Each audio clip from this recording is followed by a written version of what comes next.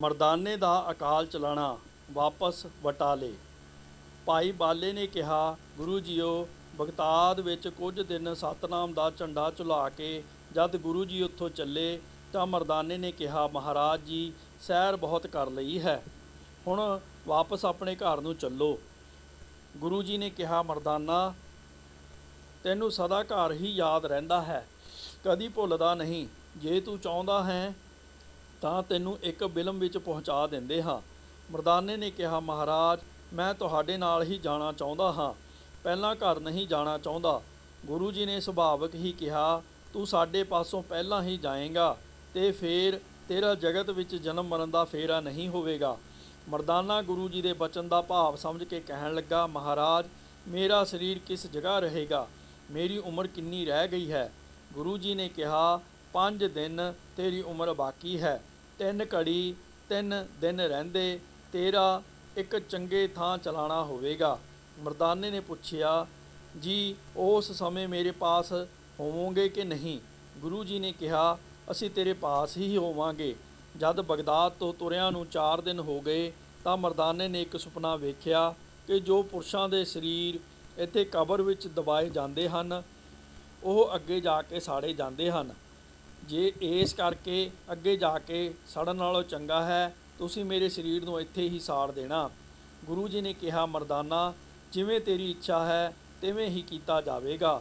ਹੁਣ ਚੱਲ, ਅੱਗੇ ਖੁਰਮੇ ਸ਼ਹਿਰ ਵਿੱਚ ਤੇਰਾ ਅੰਨ ਜਲ ਕੁਝ ਬਾਕੀ ਹੈ, ਉਹ ਖਾ ਕੇ ਤੂੰ ਸਰੀਰ ਤਿਆਗਣਾ ਹੈ, ਉੱਥੇ ਤੇਰੀ ਸੰਤਾਨ ਰਿਹਾ ਕਰੇਗੀ।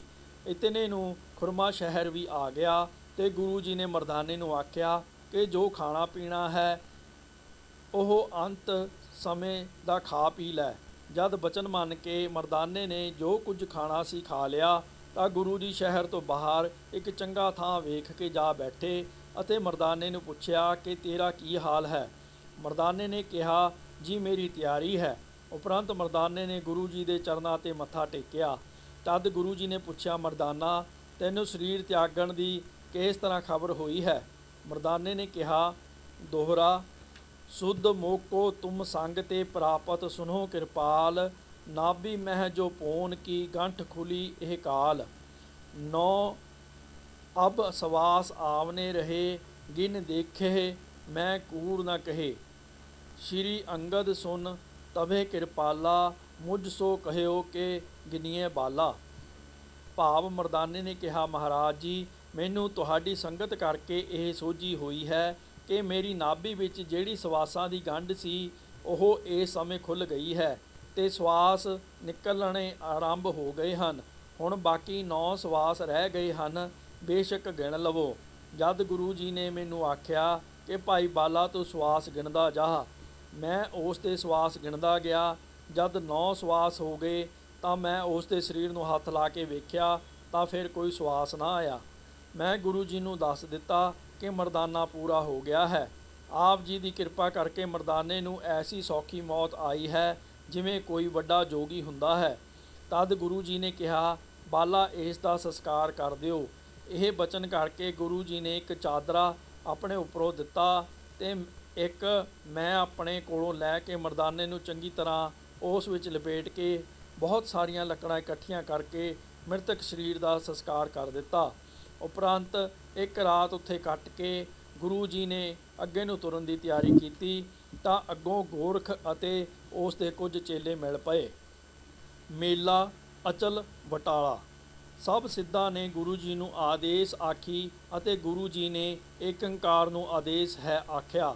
ਸਾਰੇ ਸਿੱਧ ਗੁਰੂ ਜੀ ਪਾਸ ਬੈਠ ਗਏ ਅਤੇ ਪ੍ਰਸ਼ਨ ਕੀਤਾ ਕਿ ਦੁਰਮਤ ਕਿਸ ਤਰ੍ਹਾਂ ਛੱਡੀ ਜਾਵੇ ਅਤੇ ਕਠਨ ਤਾਰਨ ਵਾਲੀ ਦੁਨੀਆ ਨੂੰ ਕਿਸ ਤਰ੍ਹਾਂ ਤਾਰਿਆ ਜਾਵੇ, ਜਗਤ ਵਿੱਚ ਜਿਉਂਦਿਆਂ ਹੀ ਕਿਸ ਤਰ੍ਹਾਂ ਮਰਿਆ ਜਾਵੇ, ਸੱਚ ਦੀ ਪਛਾਣ ਕਿਸ ਤਰ੍ਹਾਂ ਹੋਵੇ ਅਤੇ ਸੱਚ ਦਾ ਰਸਤਾ ਕਿਸ ਤਰ੍ਹਾਂ ਜਾਣਿਆ ਜਾਵੇ, ਇੰਦਰੀਆਂ ਵਸ ਕਿਸ ਤਰ੍ਹਾਂ ਹੋਣ ਅਤੇ ਮਨ ਸ਼ਾਂਤ ਕਿਸ ਤਰ੍ਹਾਂ ਹੋਵੇ, ਉਸ ਦਾ ਰੂਪ ਕੀ ਹੈ ਅਤੇ ਵਿਸਥਾਰ ਕਿੱਡਾ ਹੈ, ਕਰਨ ਵਾਲਾ ਕਿਹੜਾ ਕੰਮ ਹੈ, ਕਿੱਥੋਂ ਆਉਂਦਾ ਹੈ ਅਤੇ ਕਿੱਥੇ ਜਾਂਦਾ ਹੈ ਅਤੇ ਕਿੱਥੇ ਸਮਾਉਂਦਾ ਹੈ, ਇਹ ਸਾਨੂੰ ਦੱਸੋ। ਗੁਰੂ ਜੀ ਨੇ ਉੱਤਰ ਦਿੱਤਾ ਕਿ ਗੁਰਮਤਿ ਲੈ ਕੇ ਦੁਰਮਤਿ ਛੱਡੀ ਜਾਂਦੀ ਹੈ ਅਤੇ ਨਾਮ ਵਿੱਚ ਲੱਗ ਕੇ ਕਠਨ ਸੰਸਾਰ ਤਰਿਆ ਜਾਂਦਾ ਹੈ। ਗੁਰੂ ਦਾ ਉਪਦੇਸ਼ ਹਿਰਦੇ ਵਿੱਚ ਧਾਰ ਕੇ ਜੀਵਦਿਆਂ ਹੀ ਮਰਿਆ ਜਾਂਦਾ ਹੈ। ਗੁਰੂ ਉਪਦੇਸ਼ ਲੈ ਕੇ ਸੱਚ ਪਛਾਣਿਆ ਜਾਂਦਾ ਹੈ ਅਤੇ ਗੁਰੂ ਉਪਦੇਸ਼ ਦੀ ਖੋਜ ਕਰਕੇ ਰਸਤਾ ਜਾਣਿਆ ਜਾਂਦਾ ਹੈ। ਮਨ ਨੂੰ ਮਾਰਨ ਨਾਲ ਇੰਦਰੀਆਂ ਵੀ ਵਸ ਹੁੰਦੀਆਂ ਹਨ। ਉਸ ਦੇ ਰੂਪ ਦਾ ਵਿਸਤਾਰ ਕਹਿਣ ਤੋਂ ਰਹਿਤ ਹੈ। ਰਾਤ ਦਿਨ ਪਰਮੇਸ਼ਰ ਦਾ ਸਿਮਰਨ ਕਰਨ ਤੋਂ ਉੱਪਰ ਹੋਰ ਕੋਈ ਕਰਤੱਵ ਨਹੀਂ ਹੈ। ਜੀਵ ਹੁਕਮ ਵਿੱਚ ਆਉਂਦਾ ਤੇ ਹੁਕਮ ਵਿੱਚ ਜਾਂਦਾ ਹੈ। ਇਹ ਉੱਤਰ ਸੁਣ ਕੇ ਗੋਰਖ ਨੇ ਫਿਰ ਕਿਹਾ, ਸਾਡੇ ਨਾਲ ਅਚਲ ਦੇ ਮੇਲੇ ਉੱਤੇ ਬਟਾਲੇ ਚੱਲੋ। ਗੁਰੂ ਜੀ ਪੁੱਛਿਆ, ਉਹ ਇੱਥੋਂ ਕਿੱਡੀ ਕੁ ਦੂਰ ਹੈ ਅਤੇ ਮੇਲਾ ਕਦੋਂ ਹੋਣਾ ਹੈ? ਗੋਰਖ ਨੇ ਦੱਸਿਆ, ਅਚਲ ਬਟਾਲਾ ਇੱਥੋਂ 600 ਕੋਹ ਕਠਨ ਰਸਤਾ ਹੈ। ਉੱਥੇ ਕੱਲ੍ਹ ਨੂੰ ਮੇਲਾ ਇਕੱਠਾ ਹੋਣਾ ਹੈ। ਗੁਰੂ ਜੀ ਨੇ ਕਿਹਾ, ਤੁਸੀਂ ਸ਼ਕਤੀਵਾਨ ਹੋ, ਉੱਡ ਕੇ ਸ਼ੀਘਰ ਹੀ ਪਹੁੰਚ ਜਾਓਗੇ, ਪਰ ਅਸੀਂ ਤਾਂ ਹੌਲੀ ਹੌਲੀ ਹੀ ਉੱਥੇ ਪਹੁੰਚਾਂਗੇ। ਸਾਡਾ ਤੁਹਾਡੇ ਨਾਲ ਸਾਥ ਕਿਸ ਤਰ੍ਹਾਂ ਹੋ ਸਕਦਾ ਹੈ? ਗੋਰਖ ਨੇ ਕਿਹਾ, ਤੁਸੀਂ ਜਦ ਸੁਮੇਰ ਉੱਤੇ ਗਏ ਸੀ ਤਾਂ ਆਪਣੀ ਖੜਾਮ ਉਡਾ ਕੇ ਸਾਰਿਆਂ ਨੂੰ ਸ਼ਕਤੀ ਵਿਖਾਈ ਸੀ। ਹੁਣ ਉਹ ਸ਼ਕਤੀ ਤੁਹਾਡੀ ਕਿੱਥੇ ਗਈ?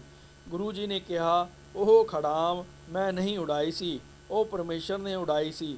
ਜਦ ਉਹ ਸ਼ਕਤੀਵਾਨ ਸ਼ਕਤੀ ਦੇਵੇਗਾ ਤਾਂ ਅਸੀਂ ਤੁਹਾਡੇ ਪਿੱਛੇ ਉੱਡਦੇ ਆਵਾਂਗੇ। ਇਹ ਗੱਲ ਸੁਣ ਕੇ ਸਾਰੇ ਸਿੱਧ ਉਡਾਰੀ ਲਾ ਕੇ ਉੱਡ ਗਏ। ਕੁਝ ਸਮੇਂ ਉਪਰੰਤ ਗੁਰੂ ਜੀ ਉੱਥੋਂ ਇੱਛਾ ਕਰਕੇ ਸਿੱਧਾਂ ਤੋਂ ਪਹਿਲਾਂ ਹੀ ਅਚਲ ਪਹੁੰਚ ਕੇ ਇੱਕ ਉੱਚੇ ਸਥਾਨ 'ਤੇ ਆਸਣ ਲਾ ਕੇ ਬੈਠ ਗਏ। ਸਿੱਧਾਂ ਨੇ ਉੱਥੇ ਪਹੁੰਚ ਕੇ ਜਦ ਗੁਰੂ ਜੀ ਨੂੰ ਅੱਗੇ ਹੀ ਬੈਠਾ ਵੇਖਿਆ ਤਾਂ ਬਹੁਤ ਹੈਰਾਨ ਹੋਏ। ਆਦੇਸ਼ ਕਰਕੇ ਸਿੱਧ ਕਹਿਣ ਲੱਗੇ, ਤੁਸੀਂ ਬੜੇ ਚੇਟਕੀ ਹੋ, ਜੋ ਸਭ ਤੋਂ ਪਿੱਛੋਂ ਚੱਲ ਕੇ ਪਹਿਲਾਂ ਆ ਬੈਠੇ ਹੋ। ਗੁਰੂ ਜੀ ਨੇ ਕਿਹਾ, ਸਾਡਾ ਇਸ਼ਟ ਨਿਰੰਕਾਰ ਹੈ, ਜਿਸ ਦੇ ਬਲ ਨਾਲ ਨਿਸਤਾਰਾ ਹੁੰਦਾ ਹੈ। ਉਪਰੰਤ ਸਾਰੇ ਸਿੱਧ ਆਸਣ ਲਾ ਕੇ ਬੈਠ ਗਏ ਅਤੇ ਲੋਕਾਂ ਤੋਂ ਬਹੁਤ ਪੂਜਾ ਕਰਵਾਉਣ ਲੱਗੇ। ਇੱਧਰ ਗੁਰੂ ਜੀ ਦੀ ਬਹੁਤ ਮਾਨਤਾ ਹੋਣ ਲੱਗੀ, ਜਿਸ ਨੂੰ ਵੇਖ ਸਿੱਧ ਈਰਖਾ ਨਾਲ ਸੜ ਬਲ ਗਏ। ਜਦ ਮੇਲਾ ਵਿਛੜ ਗਿਆ ਤਾਂ ਸਿੱਧ ਆਪਣੇ ਡੇਰੇ ਚਲੇ ਗਏ। ਮੈਨੂੰ ਗੁਰੂ ਜੀ ਨੇ ਕਿਹਾ, ਬਾਲਾ ਚੱਲ ਤਲਵੰਡੀ ਚਲੀਏ। ਉੱਥੋਂ ਮਰਦਾਨੇ ਦੇ ਪੁੱਤਰ ਨੂੰ ਨਾਲ ਲੈ ਕੇ ਖੁਰਮੇ ਸ਼ਹਿਰ ਪਹੁੰਚਾਉਣਾ ਹੈ ਅਤੇ ਉਸ ਨੂੰ ਸਿਰੋਂ ਪਾਉ ਦੇ ਕੇ ਮਰਦਾਨੇ ਦੀ ਸਮਾਧੀ 'ਤੇ ਬਿਠਾਉਣਾ ਹੈ। ਇਹ ਬਚਨ ਕਰਕੇ ਗੁਰੂ ਜੀ ਤਲਵੰਡੀ ਪਹੁੰਚ ਕੇ ਬਾਹਰ ਇੱਕ ਖੂਹ ਉੱਪਰ ਬੈਠ ਗਏ। ਮੈਨੂੰ ਆਗਿਆ ਕੀਤੀ ਕਿ ਰਾਤ ਨੂੰ ਚੁੱਪ ਕਰਕੇ ਮਰਦਾਨੇ ਦੇ ਪੁੱਤਰ ਸ਼ਹਿਜ਼ਾਦੇ ਨੂੰ ਸਾਡੇ ਪਾਸ ਲੈ ਆਓ, ਕਿਉਂਕਿ ਸਾਡੇ ਮਾਤਾ ਪਿਤਾ ਤੇ ਰਾਏ ਬੁਲਾਰ ਤਾਂ ਭਾਵੇਂ ਪ੍ਰਲੋਕ ਗਮਨ ਕਰ ਚੁੱਕੇ ਹਨ, ਪਰ ਚਾਚਾ ਲਾਲੂ ਜਦ ਵੇਖੇਗਾ ਤਾਂ ਉਹ ਮਿਲ ਕੇ ਬਹੁਤ ਰੁਦਨ ਕਰੇਗਾ। ਇਸ ਕਰਕੇ ਅਸੀਂ ਸ਼ਹਿਜ਼ਾਦੇ ਨੂੰ ਇੱਥੋਂ ਹੀ ਨਾਲ ਲੈ ਕੇ ਚਲੇ ਜਾਵਾਂਗੇ। ਮੈਂ ਸੰਧਿਆ ਸਮੇਂ ਸ਼ਹਿਜ਼ਾਦੇ ਨੂੰ ਉਸ ਦੇ ਘਰੋਂ ਲੈ ਆਂਦਾ। ਸ਼ਹਿਜ਼ਾਦੇ ਨੇ ਆਣ ਕੇ ਗੁਰੂ ਜੀ ਨੂੰ ਮੱਥਾ ਟੇਕਿਆ ਅਤੇ ਬੈਠ ਗਿਆ। ਗੁਰੂ ਜੀ ਨੇ ਕਿਹਾ, ਸ਼ਹਿਜ਼ਾਦਾ, ਤੇਰਾ ਪਿਤਾ ਖੁਰਮੇ ਸ਼ਹਿਰ ਵਿੱਚ ਚਲਾਣਾ ਕਰ ਗਿਆ ਹੈ। ਅਸੀਂ ਤੈਨੂੰ ਉੱਥੇ ਲੈ ਜਾਣ ਵਾਸਤੇ ਸੱਦਿਆ ਹੈ। ਤੂੰ ਉੱਥੇ ਚੱਲ ਕੇ ਰਹਿਣਾ ਕਰ। ਤੇਰਾ ਮਰਦਾਨੇ ਵਾਂਗੂ ਹੀ ਆਦਰ ਸਤਿਕਾਰ ਹੋਵੇਗਾ। ਸ਼ਹਿਜ਼ਾਦੇ ਨੇ ਹੱਥ ਜੋੜ ਕੇ ਕਿਹਾ, ਜਿਵੇਂ ਹੁਕਮ ਹੋਵੇ ਮੈਂ ਤਿਵੇਂ ਹੀ ਕਰਾਂਗਾ। ਮੈਨੂੰ ਵੀ ਮੇਰੇ ਪਿਤਾ ਵਾਂਗ ਆਪਣਾ ਦਾਸ ਸਮਝੋ। ਸੱਜਣ ਠੱਗ। ਤਦ ਗੁਰੂ ਜੀ ਸ਼ਹਿਜ਼ਾਦੇ ਨੂੰ ਨਾਲ ਲੈ ਕੇ ਤਲਵੰਡੀ ਤੋਂ ਚੱਲ ਕੇ ਤੁਲੰਬੇ ਨਗਰ ਪਹੁੰਚ ਗਏ। ਉੱਥੇ ਇੱਕ ਸੱਜਣ ਠੱਗ ਰਹਿੰਦਾ ਸੀ, ਜਿਸ ਨੇ ਭੇਖ ਤਾਂ ਵੈਸ਼ਨੂੰ ਸਾਧੂਆਂ ਦਾ ਕੀਤਾ ਹੋਇਆ ਸੀ, ਪਰ ਦਇਆ ਉਸ ਦੇ ਅੰਦਰ ਰੰਚਕ ਵੀ ਨਹੀਂ ਸੀ। ਬੜੇ ਕੀਮਤੀ ਕੱਪੜੇ ਪਹਿਨਦਾ ਸੀ ਅਤੇ ਬੜੇ ਅਮੀਰੀ ਠਾਠ ਨਾਲ ਰਹਿੰਦਾ ਸੀ। ਗੁਰੂ ਜੀ ਪਿੰਡ ਦੇ ਬਾਹਰ ਹੀ ਬੈਠ ਗਏ ਤੇ ਸ਼ਹਿਜ਼ਾਦਾ ਮਾਇਆ ਲੈ ਕੇ ਕੁਝ ਖਾਣ ਪੀਣ ਵਾਸਤੇ ਪਿੰਡ ਵਿੱਚ ਚਲਿਆ ਗਿਆ।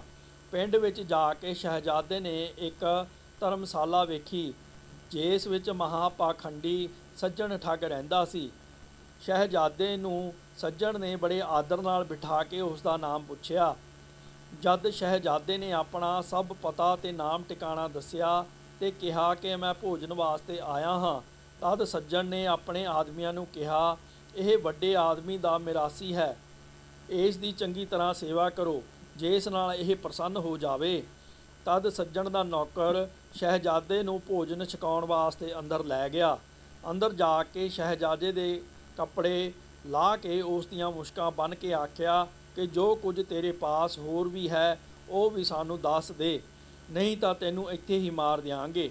ਆਪਣੀ ਦਸ਼ਾ ਵੇਖ ਕੇ ਸ਼ਹਿਜ਼ਾਦੇ ਨੇ ਗੁਰੂ ਜੀ ਨੂੰ ਅੰਤਰ ਧਿਆਨ ਹੋ ਕੇ ਯਾਦ ਕੀਤਾ ਤਾਂ ਗੁਰੂ ਜੀ ਤਤਛਿਨ ਹੀ ਸੱਜਣ ਦੇ ਘਰ ਪਹੁੰਚ ਗਏ ਤੇ ਪੁੱਛਿਆ ਕਿ ਇਹ ਸਾਡਾ ਮਿਰਾਸੀ ਤੁਹਾਡੇ ਪਾਸ ਆਇਆ ਸੀ, ਪਰ ਉਹ ਵਾਪਸ ਨਹੀਂ ਗਿਆ। ਤੁਹਾਨੂੰ ਉਸ ਦਾ ਕੁਝ ਪਤਾ ਹੈ ਤਾਂ ਦੱਸੋ। ਸੱਜਣ ਨੇ ਕਿਹਾ, ਇੱਥੇ ਸਾਡੇ ਪਾਸ ਤੁਹਾਡਾ ਮਿਰਾਸੀ ਨਹੀਂ ਆਇਆ। ਤੁਸੀਂ ਸੰਤ ਹੋ ਤੁਹਾਡੇ ਅੱਗੇ ਮੈਂ ਝੂਠ ਨਹੀਂ ਬੋਲਦਾ। ਤਦ ਗੁਰੂ ਜੀ ਨੇ ਕਿਹਾ, ਬਾਲਾ, ਇਸ ਦੇ ਅੰਦਰ ਜਾ ਕੇ ਸ਼ਹਿਜ਼ਾਦੇ ਨੂੰ ਲਿਆਓ। ਮੈਂ ਜਦ ਅੰਦਰ ਗਿਆ ਤਾਂ ਸ਼ਹਿਜ਼ਾਦੇ ਦੀਆਂ ਮੁਸ਼ਕਾਂ ਬੱਧੀਆਂ ਹੋਈਆਂ ਸਨ, ਕੱਪੜੇ ਉਸ ਦੇ ਲੱਥੇ ਹੋਏ ਸਨ। ਮੈਂ ਮੁਸ਼ਕਾਂ ਖੋਲ੍ਹ ਕੇ ਸ਼ਹਿਜ਼ਾਦੇ ਨੂੰ ਗੁਰੂ ਜੀ ਪਾਸ ਲੈ ਆਂਦਾ। ਸ਼ਹਿਜ਼ਾਦੇ ਨੇ ਕਿਹਾ, ਗੁਰੂ ਜੀ, ਤੁਸਾਂ ਮੈਨੂੰ ਚੰਗੇ ਥਾਂ ਭੋਜਨ ਲੈਣ ਭੇਜਿਆ, ਜਿਨ੍ਹਾਂ ਨੇ ਮੇਰੇ ਕੱਪੜੇ ਉਤਾਰ ਕੇ ਮੁਸ਼ਕਾਂ ਬੰਨ੍ਹ ਕੇ ਅੰਦਰ ਸੁੱਟ ਦਿੱਤਾ ਸੀ। ਇਹ ਤਿਲਕਧਾਰੀ ਵੈਸ਼ਨੂੰ ਨਹੀਂ ਹੈ, ਇਹ ਤਾਂ ਬੜਾ ਵੱਡਾ ਠੱਗ ਹੈ, ਇਹ ਮਹਾਪਾਪੀ ਹੈ। ਸ਼ਹਿਜ਼ਾਦੇ ਦੀਆਂ ਐਸੀਆਂ ਗੱਲਾਂ ਸੁਣ ਕੇ ਸੱਜਣ ਬਹੁਤ ਸ਼ਰਮਿੰਦਾ ਹੋਇਆ। ਗੁਰੂ ਜੀ ਨੇ ਇਸ ਦੀ ਸ਼ਰਮਸਾਰੀ ਦੀ ਦਸ਼ਾ ਵੇਖ ਕੇ ਸ਼ਬਦ ਉਚਾਰਨ ਕੀਤਾ। ਸੂਹੀ ਮਹੱਲਾ ਪਹਿਲਾ।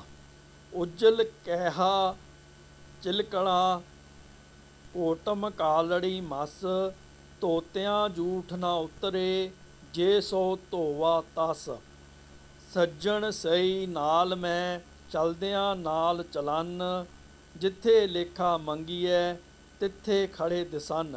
ਰਹਾਉ। ਕੋਠੇ ਮੰਡਪ ਮਾੜੀਆਂ, ਪਾਸਹਿ ਚਿਤਵਿਆਹਾ, ਢੱਠੀਆਂ ਕੰਮ ਨ ਆਵਨੀ, ਵਿਚੇ ਸਖਣੀ ਆਹਾ। ਬੱਗਾ ਬੱਗੇ ਕੱਪੜੇ, ਤੀਰਥ ਮੰਜ ਵਸਨ, ਕੁੱਟ ਕੁੱਟ ਜੀਆਂ ਖਾਵਣੇ, ਬੱਗੇ ਨਾ ਕਹੀਅਨ। ਸਿਮਲ ਰੁੱਖ ਸਰੀਰ ਮੈਂ, ਮੈਜਨ ਦੇਖ ਭੁਲਨ, ਸੇ ਫਲ ਕੰਮ ਨ ਆਵਨੀ, ਤੇ ਗੁਣ ਮੈਂ ਤਾਨ ਹਨ। ਅੰਦਲੇ ਭਾਰ ਉਠਾਇਆ, ਡੂੰਗਰ ਵਾਟ ਬਹੁਤ, ਅੱਖੀ ਲੋੜੀ ਨਾ ਲਹਾ, ਹਉ ਚੜ ਲੰਘਾ ਕਿਤ। ਚਾਕਰੀਆਂ ਚੰਗਿਆਈਆਂ, ਅਵਰ ਸਿਆਣਪ ਕਿਤ, ਨਾਨਕ ਨਾਮ ਸਮਾਲ ਤੂੰ, ਬਧਾ ਛੁਟਹਿ ਜਿਤ। ਭਾਵ, ਹੇ ਸੱਜਣ, ਤੂੰ ਉੱਪਰੋਂ ਪੇਖ ਵੈਸ਼ਨੂੰ ਦਾ ਬਣਾਇਆ ਹੋਇਆ ਹੈ ਤੇ ਅੰਦਰੋਂ ਤੂੰ ਪਾਪਾਂ ਦੀ ਖਾਨ ਹੈ। ਬਾਹਰੋਂ ਤੂੰ ਅੰਮ੍ਰਿਤ ਹੈ ਤੇ ਅੰਦਰੋਂ ਨਿਰੀ ਜ਼ਹਿਰ ਹੈ। ਜਦ ਅੰਤ ਨੂੰ ਤੇਰੇ ਗਲ ਵਿੱਚ ਜੰਮ ਫਾਹੀ ਪਾਉਣਗੇ ਤਾਂ ਤੈਨੂੰ ਤਦੋਂ ਕੌਣ ਛੁਡਾਵੇਗਾ। ਇਹ ਪਾਪਾਂ ਨਾਲ ਇਕੱਠਾ ਕੀਤਾ ਹੋਇਆ ਤੇਰਾ ਧਨ ਦੌਲਤ ਤੇਰੇ ਕਿਸੇ ਕੰਮ ਨਹੀਂ ਆਉਣਾ। ਇਸਤਰੀ ਪੁੱਤਰ ਸੰਬੰਧੀਆਂ ਨੇ ਵੀ ਤੇਰੀ ਕੋਈ ਸਹਾਇਤਾ ਨਹੀਂ ਕਰਨੀ। ਤਦੋਂ ਨਰਕਾਂ ਵਿੱਚ ਪੈ ਕੇ ਬਹੁਤ ਦੁੱਖ ਪਾਵੇਂਗਾ ਤੇ ਪਛਤਾਤਾਪ ਕਰੇਂਗਾ। ਗੁਰੂ ਜੀ ਨੇ ਦਰਸ਼ਨ ਕਰਕੇ ਅਤੇ ਭੈ ਵਾਲੇ ਬਚਨ ਸੁਣ ਕੇ ਸੱਜਣ ਗੁਰੂ ਜੀ ਦੇ ਚਰਨਾਂ 'ਤੇ ਪੈ ਕੇ ਕਹਿਣ ਲੱਗਾ ਕਿ ਮਹਾਰਾਜ, ਮੈਂ ਬਹੁਤ ਪਾਪ ਕੀਤੇ ਹਨ, ਮੈਨੂੰ ਰੱਖ ਲਵੋ, ਮੈਂ ਤੁਹਾਡੀ ਸ਼ਰਨ ਹਾਂ। ਗੁਰੂ ਜੀ ਨੇ ਕਿਹਾ, ਜੇ ਤੂੰ ਅੱਗੇ ਤੋਂ ਇਹ ਪਾਪ ਕਰਮ ਕਰਨਾ ਛੱਡ ਦੇਵੇਂਗਾ ਤਾਂ ਤੂੰ ਬਖਸ਼ਿਆ ਜਾਵੇਂਗਾ। ਸੱਜਣ ਨੇ ਕਿਹਾ, ਮਹਾਰਾਜ, ਮੈਂ ਹੁਣ ਕਦੀ ਪਾਪ ਨਹੀਂ ਕਰਾਂਗਾ, ਮੇਰੇ ਪਿਛਲੇ ਪਾਪ ਬਖਸ਼ ਕੇ ਮੈਨੂੰ ਉਪਦੇਸ਼ ਦੇ ਕੇ ਸਿੱਖ ਕਰ ਲਵੋ। ਗੁਰੂ ਜੀ ਨੇ ਕਿਹਾ, ਇਸ ਮਿਰਾਸੀ ਨੂੰ ਆਪਣਾ ਗੁਰੂ ਮੰਨ ਕੇ ਅੱਗੇ ਤੋਂ ਪਾਪ ਕਰਨੇ ਛੱਡ ਦਿਓ ਤੇ ਪਾਪਾਂ ਨਾਲ ਇਕੱਠਾ ਕੀਤਾ ਹੋਇਆ ਮਾਲ ਧਨ ਸਭ ਲੁਟਾ ਦੇ। ਤਦ ਸੱਜਣ ਨੇ ਬਚਨ ਮੰਨ ਕੇ ਸਾਰਾ ਧਨ ਗਰੀਬਾਂ ਨੂੰ ਲੁਟਾ ਦਿੱਤਾ। ਇਸ ਤਰ੍ਹਾਂ ਸੱਜਣ ਨੂੰ ਸੁਮਾਰਗ ਬਖਸ਼ ਕੇ ਗੁਰੂ ਜੀ ਸ਼ਹਿਜ਼ਾਦੇ ਨੂੰ ਨਾਲ ਲੈ ਕੇ ਖੁਰਮੇ ਸ਼ਹਿਰ ਪਹੁੰਚ ਗਏ। ਸ਼ਹਿਜ਼ਾਦੇ ਨੂੰ ਕਿਹਾ ਕਿ ਮਰਦਾਨੇ ਦਾ ਦਾਹ ਸੰਸਕਾਰ ਇਸ ਜਗ੍ਹਾ ਹੋਇਆ ਸੀ, ਹੁਣ ਇੱਥੇ ਹੀ ਨਿਵਾਸ ਰੱਖ ਤੇ ਆਪਣੇ ਬਾਲ ਬੱਚੇ ਨੂੰ ਵੀ ਇੱਥੇ ਹੀ ਲੈ ਆ। ਇਹ ਸਾਰਾ ਨਗਰ ਤੇਰੀ ਪੂਜਾ ਕਰੇਗਾ। ਜਦ ਤੂੰ ਸਾਨੂੰ ਯਾਦ ਕਰੇਂਗਾ ਅਸੀਂ ਤੇਰੇ ਪਾਸ ਪਹੁੰਚ ਜਾਇਆ ਕਰਾਂਗੇ। ਕੰਧਾਰ ਤੇ ਯਾਰ ਵਲੀ ਆਦਿ ਦਾ ਪ੍ਰਸੰਗ। ਭਾਈ ਬਾਲਾ ਜੀ ਨੇ ਕਿਹਾ, ਗੁਰੂ ਅੰਗਦ ਜੀ, ਅੱਗੇ ਹੋਰ ਕਥਾ ਸੁਣੋ। ਜਦ ਗੁਰੂ ਜੀ ਕੰਧਾਰ ਪਹੁੰਚੇ ਤਾਂ ਉੱਥੇ ਜੋ ਇੱਕ ਮੁਗਲ ਯਾਰ ਵਲੀ ਰਹਿੰਦਾ ਸੀ ਉਹ ਗੁਰੂ ਜੀ ਨੂੰ ਮਿਲਿਆ। ਉਸ ਨੇ ਪੁੱਛਿਆ, ਤੁਹਾਡਾ ਨਾਮ ਕੀ ਹੈ? ਗੁਰੂ ਜੀ ਨੇ ਕਿਹਾ, ਸਾਡਾ ਨਾਮ ਨਾਨਕ ਨਿਰੰਕਾਰੀ ਹੈ। ਪਰ ਯਾਰਵਲੀ ਨੇ ਮੈਨੂੰ ਕਿਹਾ, ਆਪਣੇ ਇਸ ਨਾਮ ਦਾ ਮਤਲਬ ਸਮਝਾਓ। ਗੁਰੂ ਜੀ ਨੇ ਕਿਹਾ, ਇਸ ਦਾ ਅਰਥ ਹੈ ਕਿ ਮੈਂ ਖੁਦਾ ਦਾ ਬੰਦਾ ਹਾਂ ਅਤੇ ਇੱਕ ਖੁਦਾ ਤੋਂ ਬਿਨਾਂ ਹੋਰ ਕੋਈ ਨਹੀਂ ਹੈ। ਸਾਰਾ ਜਗਤ ਉਸ ਦਾ ਮੁਰੀਦ ਹੈ ਤੇ ਉਹ ਇੱਕੋ ਹੀ ਸਭ ਦਾ ਪੀਰ ਹੈ। ਇਹ ਸੁਣ ਕੇ ਯਾਰਵਲੀ ਗੁਰੂ ਜੀ ਦੇ ਚਰਨਾਂ 'ਤੇ ਪੈ ਗਿਆ ਤੇ ਕਿਹਾ ਕਿ ਤੁਸੀਂ ਆਪ ਖੁਦਾ ਹੋ, ਕਿਰਪਾ ਕਰਕੇ ਮੇਰਾ ਜਨਮ ਮਰਨ ਕੱਟ ਦਿਓ, ਮੈਂ ਤੁਹਾਨੂੰ ਆਪਣਾ ਪੀਰ ਸਮਝਦਾ ਹਾਂ। ਗੁਰੂ ਜੀ ਨੇ ਪੁੱਛਿਆ, ਤੇਰਾ ਨਾਮ ਕੀ ਹੈ? ਉਸ ਨੇ ਦੱਸਿਆ, ਮੇਰਾ ਨਾਮ ਯਾਰਵਲੀ ਹੈ, ਆਪਣੀ ਮੁਕਤੀ ਵਾਸਤੇ ਤੁਹਾਡਾ ਮੁਰੀਦ ਬਣਿਆ ਹਾਂ। ਉਸ ਦੀ ਬਹੁਤ ਸ਼ਰਧਾ ਵੇਖ ਕੇ ਗੁਰੂ ਜੀ ਨੇ ਉਸ ਨੂੰ ਉਪਦੇਸ਼ ਦੇ ਕੇ ਨਿਹਾਲ ਕਰ ਦਿੱਤਾ। ਇੱਕ ਰਾਤ ਉੱਥੇ ਟਿਕ ਕੇ ਆਪ ਜੀ ਅੱਗੇ ਨੂੰ ਚੱਲ ਪਏ। ਸ਼ੇਖ ਸ਼ਰਫ। ਜਦ ਗੁਰੂ ਜੀ ਕੁਝ ਅੱਗੇ ਗਏ ਤਾਂ ਆਪ ਜੀ ਨੇ ਇੱਕ ਖੱਤਰੀ ਵੇਖਿਆ ਜੋ ਬਰਫ਼ ਨੂੰ ਤੋੜ ਕੇ ਉਸ ਵਿੱਚ ਇਸ਼ਨਾਨ ਕਰ ਰਿਹਾ ਸੀ। ਗੁਰੂ ਜੀ ਨੇ ਪੁੱਛਿਆ, ਤੇਰੀ ਜ਼ਾਤ ਤੇ ਨਾਮ ਕੀ ਹੈ? ਇਸ਼ਨਾਨ ਕਰਨ ਉਪਰੰਤ ਉਸ ਨੇ ਗੁਰੂ ਜੀ ਦਾ ਦਰਸ਼ਨ ਕਰਕੇ ਮੱਥਾ ਟੇਕਿਆ ਅਤੇ ਕਿਹਾ ਕਿ ਸੰਤਾਂ ਦੇ ਦਰਸ਼ਨ ਕਰਨ ਵਾਸਤੇ ਮੇਰੀ ਇੱਛਾ ਸੀ, ਸੋ ਆਪ ਆ ਗਏ ਹੋ। ਉਸ ਦੀ ਸ਼ਰਧਾ ਤੇ ਨਿਮਰਤਾ ਵੇਖ ਕੇ ਗੁਰੂ ਜੀ ਨੇ ਉਸ ਨੂੰ ਭਗਤੀ ਕਰਨ ਦਾ ਉਪਦੇਸ਼ ਦਿੱਤਾ ਅਤੇ ਉਸ ਦੀ ਸਾਰੀ ਕਾਲ ਪੂਰਨ ਕਰ ਦਿੱਤੀ। ਗੁਰੂ ਜੀ ਨੂੰ ਇਸ ਨੇ 3 ਦਿਨ ਬੜੇ ਪ੍ਰੇਮ ਨਾਲ ਘਰ ਰੱਖਿਆ ਤੇ ਸੇਵਾ ਕੀਤੀ। ਉਧਰ ਯਾਰਵਲੀ ਦੇ ਇੱਕ ਸੰਗੀ ਮਿੱਤਰ ਸ਼ੇਖ ਸ਼ਰਫ ਨੇ ਜਦ ਯਾਰਵਲੀ ਨੂੰ ਕੁਝ ਅਸਚਰਜ ਰੰਗਣ ਵਿੱਚ ਵੇਖਿਆ ਤਾਂ ਉਸ ਨੇ ਪੁੱਛਿਆ ਕਿ ਤੂੰ ਇਹ ਕੀ ਦੀਵਾਨਿਆਂ ਵਾਲੀ ਹਾਲਤ ਬਣਾਈ ਹੋਈ ਹੈ? ਤੈਨੂੰ ਕੌਣ ਐਸਾ ਮਿਲਿਆ ਹੈ ਜਿਸ ਨੇ ਤੈਨੂੰ ਕਾਰ ਵਿਹਾਰ ਸਭ ਕੁਝ ਭੁਲਾ ਦਿੱਤਾ ਹੈ? ਯਾਰਵਲੀ ਨੇ ਕਿਹਾ, ਇੱਕ ਫਕੀਰ ਪੁਰਸ਼ ਦਾ ਮੈਂ ਮੁਰੀਦ ਹੋ ਗਿਆ ਹਾਂ, ਜਿਸ ਦਾ ਦਰਸ਼ਨ ਕਰਨ ਕਰਕੇ ਮੇਰਾ ਇਹ ਹਾਲ ਹੋ ਗਿਆ ਹੈ। ਉਸ ਨੇ ਮੇਰਾ ਮੋਹ ਨਾਸ ਕਰ ਦਿੱਤਾ ਹੈ। ਸ਼ੇਖ ਸ਼ਰਫ ਨੇ ਕਿਹਾ, ਉਹ ਫਕੀਰ ਕਿੱਧਰ ਗਿਆ ਹੈ? ਮੈਂ ਵੀ ਉਹਨਾਂ ਦੇ ਦਰਸ਼ਨ ਕਰਨੇ ਚਾਹੁੰਦਾ ਹਾਂ। ਯਾਰਵਲੀ ਨੇ ਕਿਹਾ, ਜੋ ਪ੍ਰੇਮ ਕਰੇਗਾ ਤਾਂ ਉਹ ਤੈਨੂੰ ਆਪ ਹੀ ਮਿਲਣਗੇ। ਇਹ ਗੱਲ ਸੁਣ ਕੇ ਸ਼ੇਖ ਬ੍ਰਹਮ ਉੱਥੇ ਹੀ ਧਰਨਾ ਮਾਰ ਕੇ ਬੈਠ ਗਿਆ ਤੇ ਕਹਿਣ ਲੱਗਾ, ਇੱਥੋਂ ਤਦੋਂ ਹੀ ਉੱਠਾਂਗਾ ਜਦੋਂ ਉਹਨਾਂ ਦਾ ਦਰਸ਼ਨ ਕਰ ਲਵਾਂਗਾ। ਜਦ 4 ਦਿਨ ਬੈਠੇ ਬੀਤ ਗਏ ਤਾਂ ਗੁਰੂ ਜੀ ਆ ਗਏ। ਆਪ ਜੀ ਨੂੰ ਵੇਖ ਕੇ ਯਾਰਵਲੀ ਉੱਠ ਕੇ ਆਪ ਜੀ ਦੇ ਚਰਨਾਂ 'ਤੇ ਮੱਥਾ ਟੇਕਿਆ ਅਤੇ ਆਦਰ ਨਾਲ ਬਿਠਾ ਲਿਆ। ਸ਼ੇਖ ਸ਼ਰਫ ਨੇ ਕਿਹਾ, ਇਹ ਖਫਨੀ ਤੁਸਾਂ ਗੱਲ ਵਿੱਚ ਕਿਉਂ ਪਾਈ ਹੈ? ਗੁਰੂ ਜੀ ਨੇ ਕਿਹਾ, ਖਫਨੀ ਗੱਲ ਪਾਉਣ ਦਾ ਮਤਲਬ ਹੈ ਕਿ ਖੁਦਾ ਤੋਂ ਸਦਾ ਡਰਨਾ ਤੇ ਜਿਉਂਦੇ ਹੀ ਮੁਰਦਾ ਬਣ ਕੇ ਰਹਿਣਾ। ਜਿਹੜੇ ਪੁਰਸ਼ ਜਿਉਂਦੇ ਹੀ ਮੁਰਦਾ ਬਣੇ ਰਹਿੰਦੇ ਹਨ ਉਹਨਾਂ ਨੂੰ ਫਿਰ ਮੌਤ ਦਾ ਦੁੱਖ ਨਹੀਂ ਹੁੰਦਾ। ਸ਼ਰਫ ਨੇ ਪੁੱਛਿਆ, ਮਹਾਰਾਜ ਗੋਦੜੀ ਕੀ ਹੈ ਅਤੇ ਬੈਰਾਗੀ ਦੇ ਕੀ ਕਰਮ ਹਨ? ਗੁਰੂ ਜੀ ਨੇ ਕਿਹਾ, ਐਸੀ ਗੋਦੜੀ ਜੋ ਸੰਤੋਖ ਦੀ ਸੂਈ ਨਾਲ ਮਹਾਂਪੁਰਖਾਂ ਦੀ ਸੰਗਤ ਦਾ ਧਾਗਾ ਪਾ ਕੇ ਸੀਤੀ ਹੋਵੇ, ਉਸ ਨੂੰ ਆਪਣਾ ਹੰਕਾਰ ਮਾਰ ਕੇ ਗਲ ਵਿੱਚ ਪਾਵੋ ਤਾਂ ਤੁਹਾਨੂੰ ਜੰਮ ਰੂਪੀ ਸਰਦੀ ਦਾ ਡਰ ਨਹੀਂ ਲੱਗੇਗਾ। ਜਿਹੜੇ ਮਾਇਆ ਦੇ ਬੰਧਨਾਂ ਤੋਂ ਦੂਰ ਰਹਿੰਦੇ ਹਨ ਉਹ ਬੈਰਾਗੀ ਹੁੰਦਾ ਹੈ।